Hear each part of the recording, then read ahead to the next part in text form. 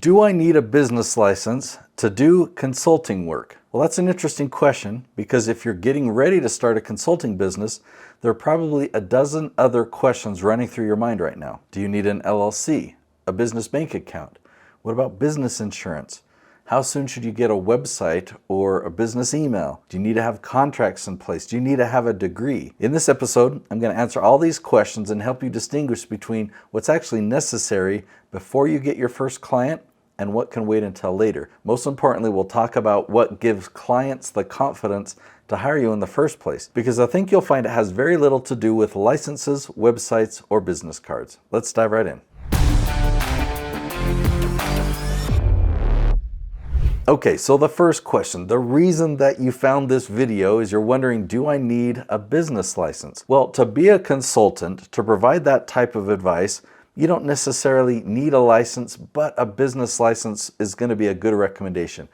If a company is hiring you as a contractor, then you can simply fill out a W-9 form. That means they'll send you a 1099 at the end of the year, and you can file your taxes with that 1099. A lot of the consulting work that you do is going to be online, so it's not like you're operating in a specific city that's going to offer you that business license. But on the other hand, there's other things that you're going to need, such as a business bank account, and in order to get a business bank account, they're going to need your business license. If it feels intimidating to get a business license, just know that it's actually something that's really cheap.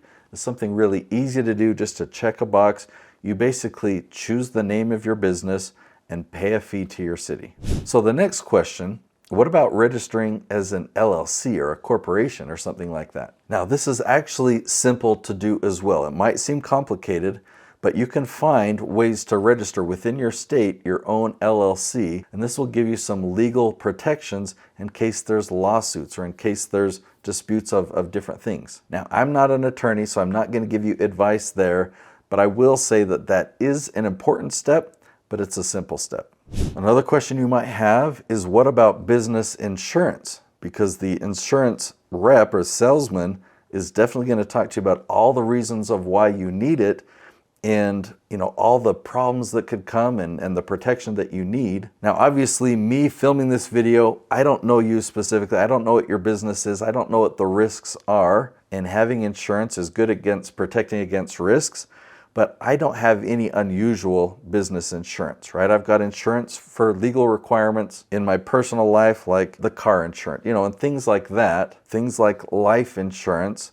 But business insurance, I don't have any advice for you. I haven't purchased any specifically myself. Now, in my notes, I had the other question, do I need a separate business bank account? The answer is yeah. You want a separate business bank account because you want to keep your personal finances, your personal expenses separate from every business expense, because those are a tax deduction, and you got to keep those separate if you don't want to get into tax trouble, and then just let your accountant know all your business expenses. All right, do you need a business website? Well, honestly, not in the beginning. Eventually, yeah, you're going to want one. You need to have this thought leader image of a great consultant, but all you need in the beginning is to find a consulting client, have a conversation, get a referral, offer your service for free in the beginning so you can get a track record of success. But what you don't want to do is start investing in all these things, including your website, before you're making any revenue. Now, the first service that I offered 16 years ago, before I did any consulting, is I sold custom websites. Now, did I have a website myself to be able to sell that? No.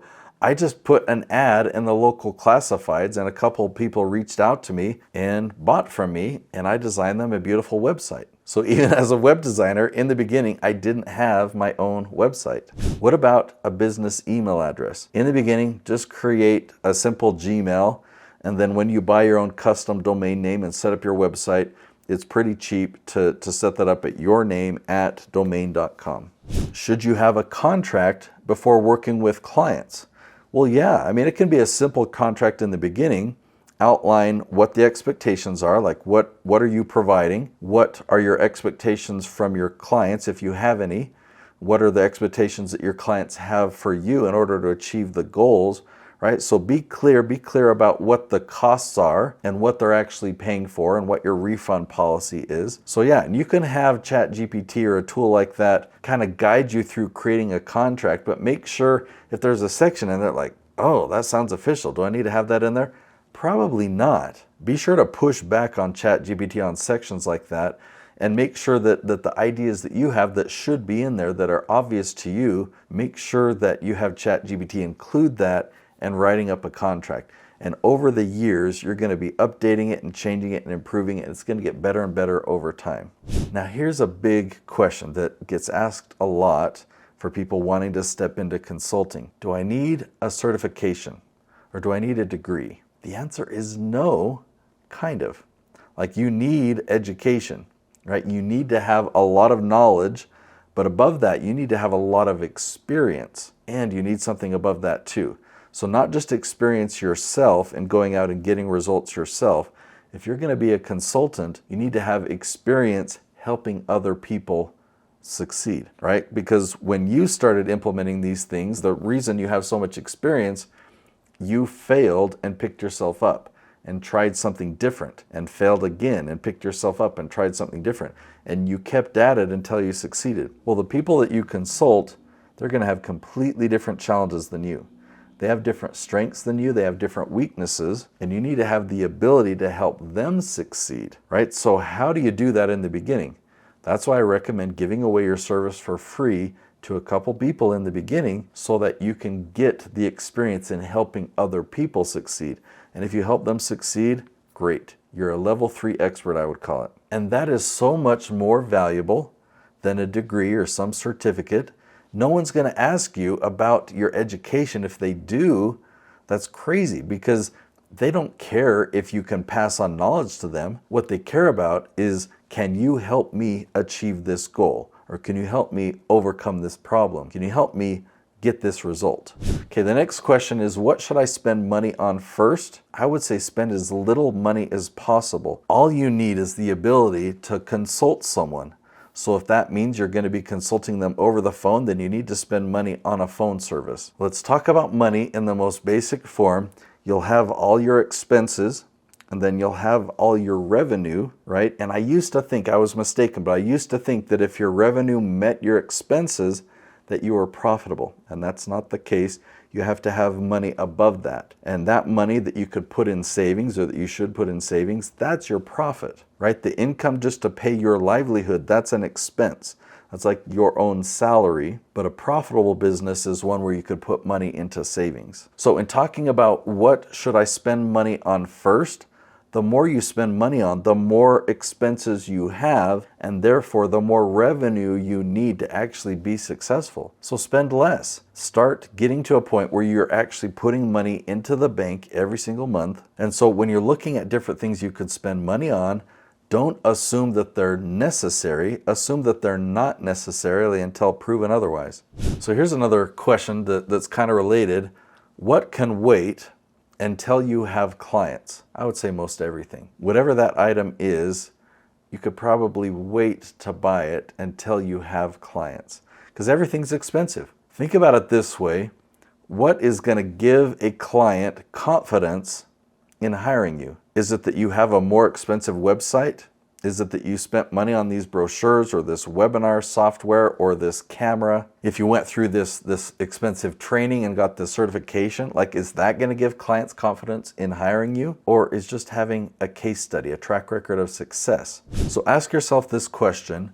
In order to help this person, what do I actually need? I mean, I might think that this fancy website or whatever, social media, video, whatever new technology, you might think that that's going to help you succeed. But think about if somebody was in front of you and you needed to start working with them, what do you need to be able to do that?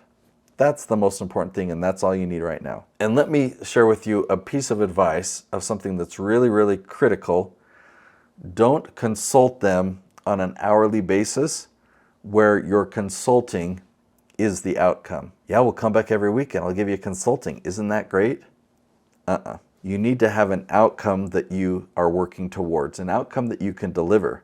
So that's why I talk about help somebody for free, help them until they get the result. Focus on that. It's not just about Yeah, I gave you consulting every week for a year, so I provided you 52 consulting sessions.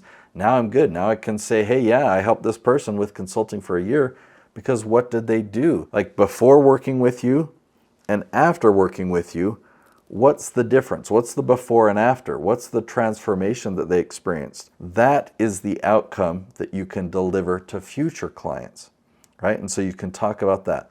Focus on having clarity on that outcome. Now there's another question you might search on YouTube about how to start a consulting business. And you're actually going to hear a lot of mixed advice. And I studied all the advice that's out there. And I've broken it into 4 categories in that episode. I'm going to link to it right here, okay? So I'm going to share what advice I agree with. And of all the advice that they share, what advice do I never talk about? But what advice do they share that I actually disagree with adamantly? And what things should they be talking about that they don't? Okay, so those 4 categories, you'll see that. I put everything together in that episode. I'll see you there.